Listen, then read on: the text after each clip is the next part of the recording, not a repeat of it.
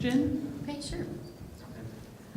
Okay, so first, I'd like to say that there's really a lot of great stuff going on here in the state of Kentucky to promote students in our aerospace industry. Last night at our reception event, I was talking to my colleague, Lorena White, and I said something just joking, but afterwards I thought about the reality of that statement, and jokingly I said, the pipeline doesn't create itself. And we both laughed about it, but afterwards I started thinking about really what is going on in the state of Kentucky. And much like Michelle Lucas, who was inspired as a young girl by space, I too was inspired by space. And so one of my programs that I'm involved with, SpaceTrek, an all-girls space camp, is developed out of personal passion. I developed this camp, which is a residential space camp, to be what I wish I had had when I was in high school, growing up in Eastern Kentucky. And so space inspired me, and space continues to inspire. One of the programs that she has going on is Career Craze. So the Maysville Community Technical College system hosts a variety of career crazes that introduces middle school students to careers in Kentucky. And last year we held the first Aerospace career craze at the Space Science Center for middle schoolers. Also, the Maysville Community Technical College hosts a program called Kids College. And last year, I taught a workshop on propulsion mechanisms to 5, 6, and 7-year-olds. And boy, that was fun. Also, another thing going on here in Kentucky, I think that is very intimately related with pipeline development in the aerospace industry is the Craft Academy of Excellence in Mathematics and Science at Morehead State University. We welcome 60 new students every year from across Kentucky who have the option to pursue college classes with their areas of interest. And I'm pleased to say that many of them, as a matter of fact, 52% of them this year, declared an interest in space systems or engineering. And so we definitely serve as a member of pipeline development for the degree programs in space science at Morehead State University and other degree programs across the state. My name's Tim Smith, and I'm the Executive Director of the National Air and Space Education Institute, located here in Kentucky. Did you know we had over 50 high schools in the state of Kentucky doing the work now? And I think we've got a couple of them here. Frankfort High School, raise your hand, look at that. Frankfort High School. Owen County High School, they don't know this yet, but they're going to be in the program next year through an agreement we have with the Ohio Valley Education Cooperative, where every school in their district, in their cooperative is going to be an Air and Space Academy next year. We're expecting about 70 high schools in the state of Kentucky next year to be Air and Space Academy. Well, thank you all for being a part of this, and thank you for the Idea Festival staff for allowing us to take a part of your afternoon to talk about the aerospace industry. Engineering, space systems, students get to design. The next component is the manufacturing side. What happens when you design something? Well, you have to go to manufacturing. So Dr. Suzanne Smith will talk a little bit about kind of our work together. We've done wing design competition for many years. Well, the students are actually manufacturing wings, and they bring them to Lake Cumberland Regional Airport for flight and our aerospace competition day. We also do operations, which means we fly airplanes. We actually fly satellites, simulate satellites called CricketSat, and we also fly unmanned aerial systems, UAS. So that's all the operational side of things, and finally we do maintenance. So if you look at all four things, you design, you put things together, you manufacture, you operate them, and finally, once you operate them, you have to maintain them and keep them going. So we have programs in each of those four areas for our students, and we connect directly with the post-secondary institutions like Morehead State. Dr. Ben Malfris, very supportive of the work, and we love our students being able to take the courses here. But we also connect with the flight component, the aviation management, EKU. We also connect with the technical college system on aircraft maintenance technology. So all those different programs kind of work together, gives kids a head start in their aerospace career. And we'd love to partner with some of you. I know a lot of businesses are in the room. And just check with me afterwards if you'd like to learn more about what we do.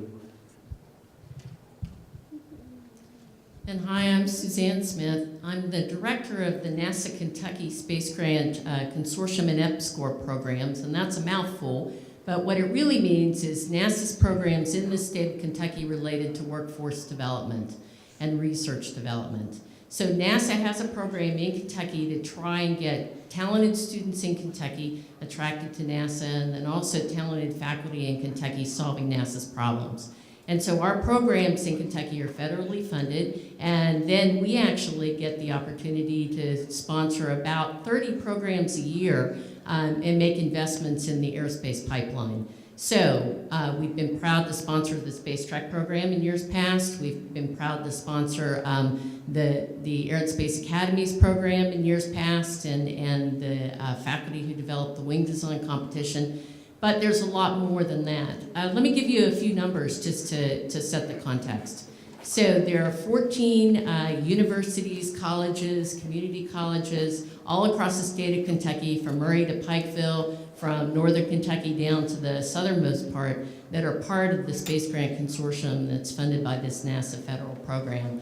Each year, again, I said there are about 30 projects that are funded. There are about 25 faculty that are contacted. There are about 100 students, and then another 25 community college students every year that are involved in programs, whether they're doing team design projects, whether they're working one-on-one with faculty, whether they're going to NASA centers and spending their summer. There are all kinds of opportunities for students across the state to connect with NASA, and for faculty to start building research.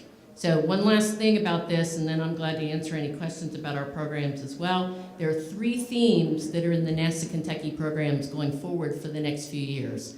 The first one is the solar eclipse, the total solar eclipse. Did you all know about this in 2017?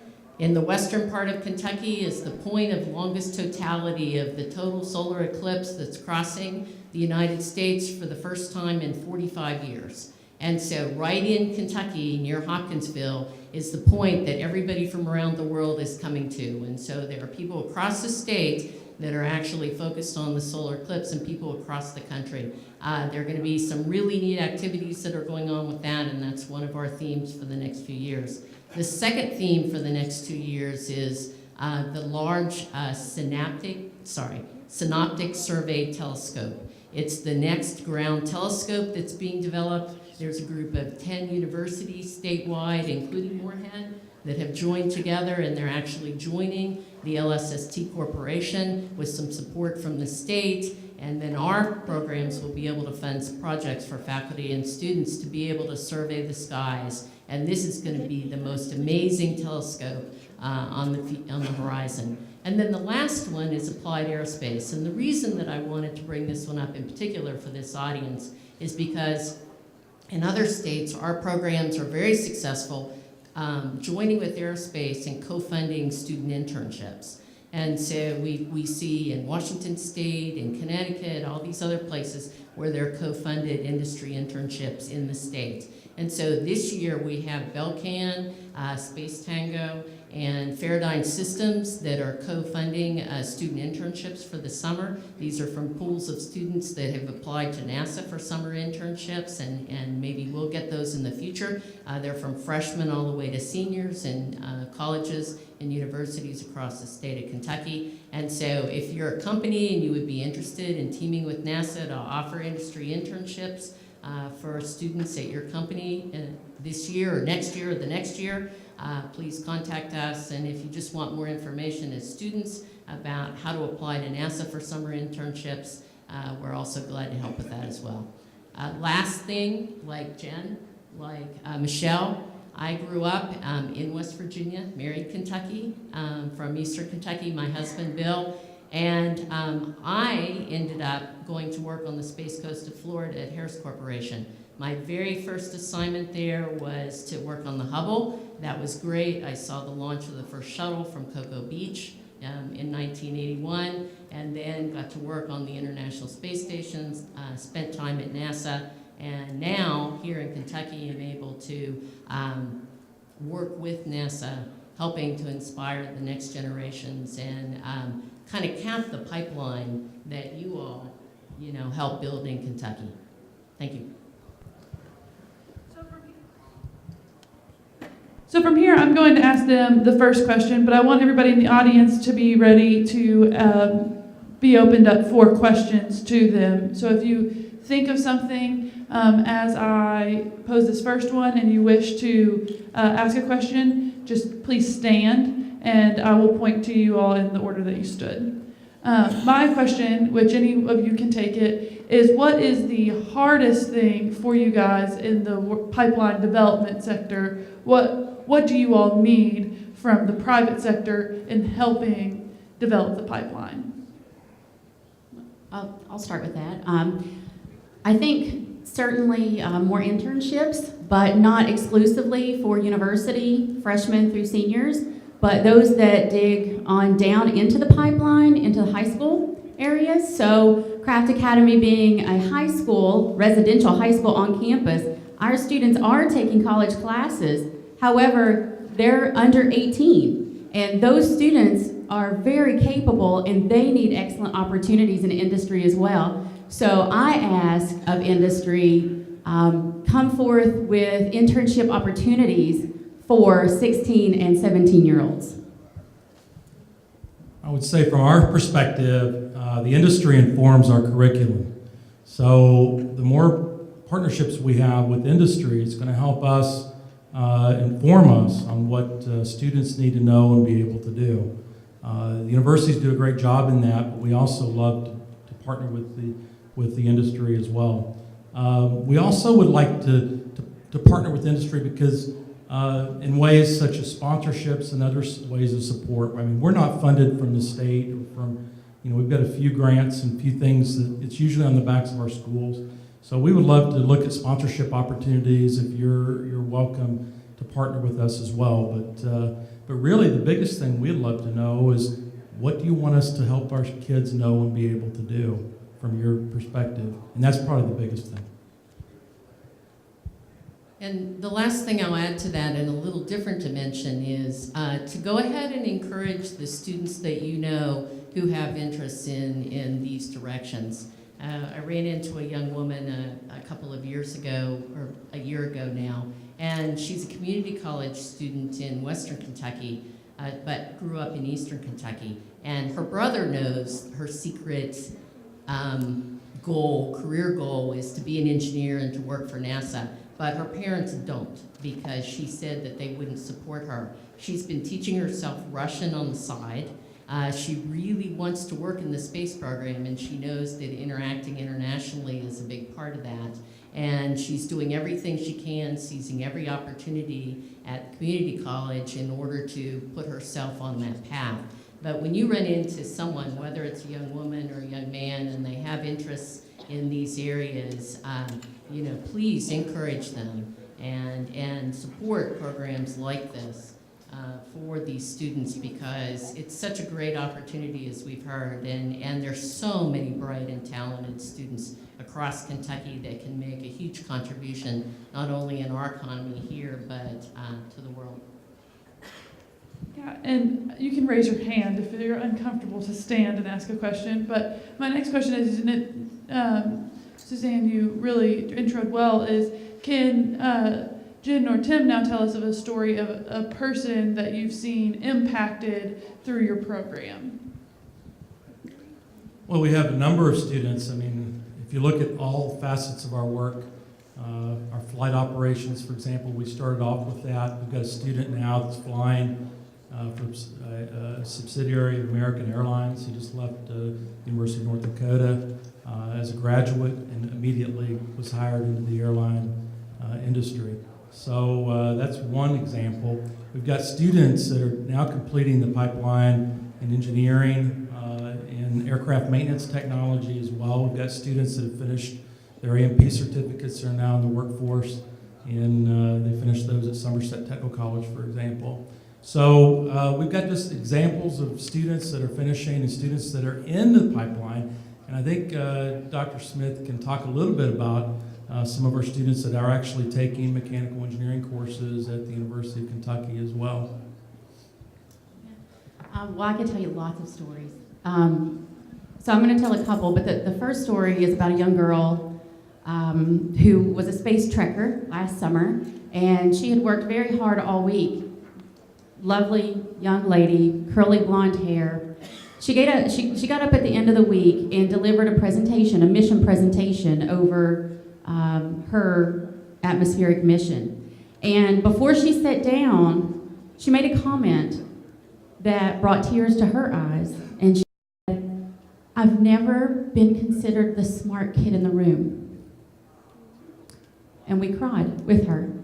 And it was such a great feeling knowing that the program I had developed had made her, for the first time, feel like the smart kid in the room. And that was impactful for her. Another example of how the Craft Academy is impacting students. There are a couple of students that were here earlier, Danielle and Will. And Danielle and Will recently took a biology class at Morehead State University with Dr. Michael Fultz. And they jumped into his biological research on smooth muscle tissue reorganization. And you may be thinking, well, what does that have to do with the aerospace pipeline? Well, I made the connection for Will and Danielle with Space Tango, Twyman at Space Tango, and they had the conversation about this experiment being a viable experiment to be placed on the International Space Station. And so they've taken that concept to the next level and thought, okay, so if we put this experiment on the International Space Station and we yield results that didn't occur here in the 1G environment, how can that impact Kentucky? So they've done their homework and they've looked at the rates of hypertension across eastern Kentucky. So if given the fortune to fly their biological experiment in space, they could be impacting not just a few people in Kentucky, but a large number of students and people in the community. Last question, because we're running short on time unless someone has a question from the audience. Will? All three of you are educators. You represent various aspects of education. With the death of No Child Left Behind, there's a real revolution getting ready to take place in education. There's looking at testing, there's looking at standards. What would you say to the governing bodies that are going to determine what education looks like over the next few years in Kentucky? What would be your advice to them? That was all yours.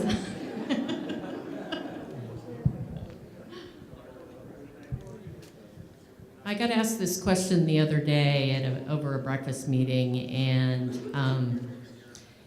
it is so important for all of our students, and of course education is influenced by the standards and by the way the results are measured.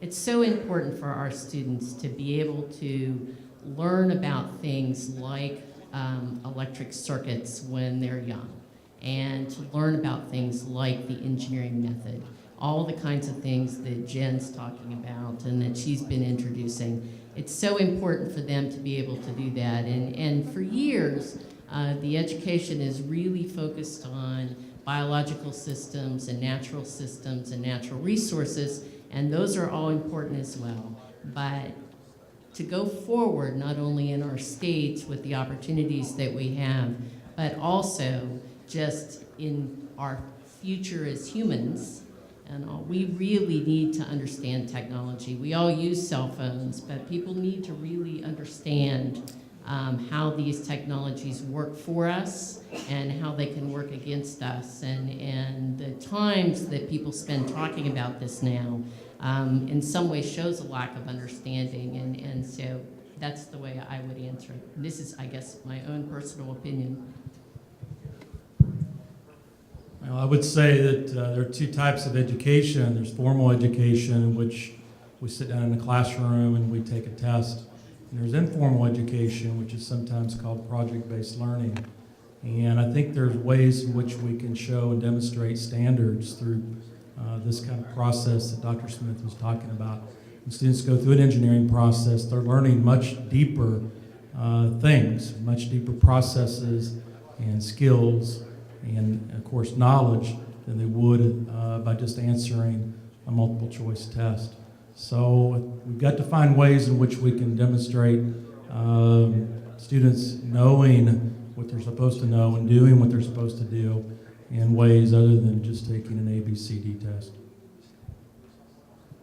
Let me add one thing to that too, because, and Tim mentioned wing design and we were talking about examples of student learning. You know, when they're learning in the moment, for the wing design competition, these students worked on their designs, they built them, they tested them, they all come together, and then they're all measured against each other, just like any business would be measured against its competitors. And so they get out there, they do their first flights, they come up with scores, and somebody is ahead. And then everybody else can try to beat that. And so now, all of a sudden, they're doing calculations, and they're figuring out things on the fly to try and go ahead and top whoever's in the leaderboard at that moment.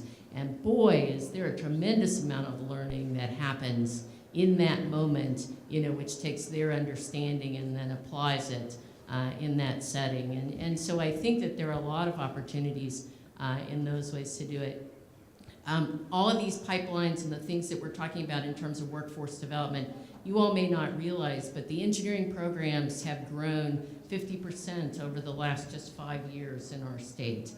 We, at the university levels and at the college levels, are hearing these calls for new employees and larger workforce. And so there's growth happening at every one of these programs across the state in order to help fill that. And so there's lots and lots and lots going on that you all may not see yet, but certainly are trying to help and support the workforce needs in the state of Kentucky. Well, I think my answer to your question is a little bit more of a recommendation. You know, some of the things that we're talking about up here on the stage are camps, workshops, project-based learning. But what I see is that we are wanting to work smarter, not harder. So as opposed to the traditional classroom setting with a teacher in front of the room type environment, I think that the makerspace environment is more of a work smarter, not harder kind of idea that encompasses everything that we're talking about up here with the entrepreneurial mindset. So the type of mindset that's going to meet all of those standards across multiple disciplines, but then also economically impact the state. So I say go makerspaces in schools. We have time for one more question. You know, we've been talking a lot about the youth and promoting this, and as an economic developer, we have to work with the entire group of folks looking for jobs. And I want to ask you, is there room for the non-traditional student? And we know what that means. That's somebody who's getting back into the workforce or leaving and looking for another path. You know, there's a lot of fabricators out there, people who have a lot of experience. Is this just a young person's game, or is there really room in there for others?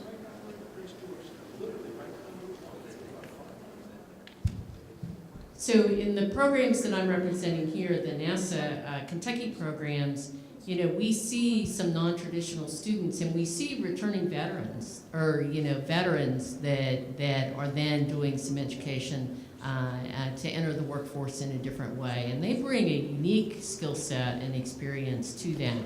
Now, that's not the non-traditional student completely that you're talking about, but I think that everyone is trying to go ahead and create opportunities for a broad range of students in a lot of different settings. And our programs in particular haven't had that focus yet. Our programs are federally directed, but I would like to see really more of an emphasis on Eastern Kentucky and some of the things here that would help us, but that may be something that's coming as well.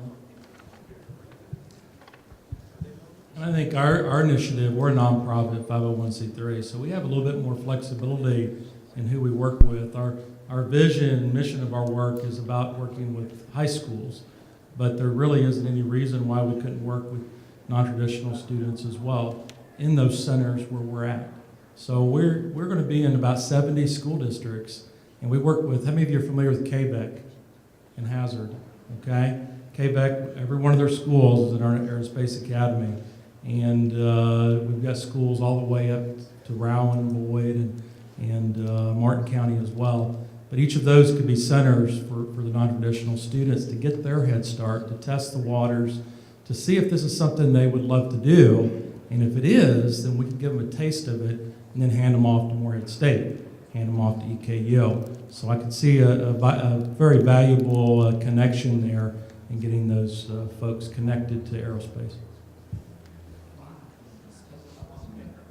Kelly, just to answer this question a little bit, there's a group in Pikeville that are taking out of work coal miners, and they're turning them into coders. That's a small operation, but I like to see that go, especially here. Because you're trying to replace, as Rocky Atkins said earlier, $80,000 a year jobs with $20,000, but they're actually being able to do, and they're actually coding and being hired. So I cannot remember for the life of me, if anybody knows the name of that company. What is it?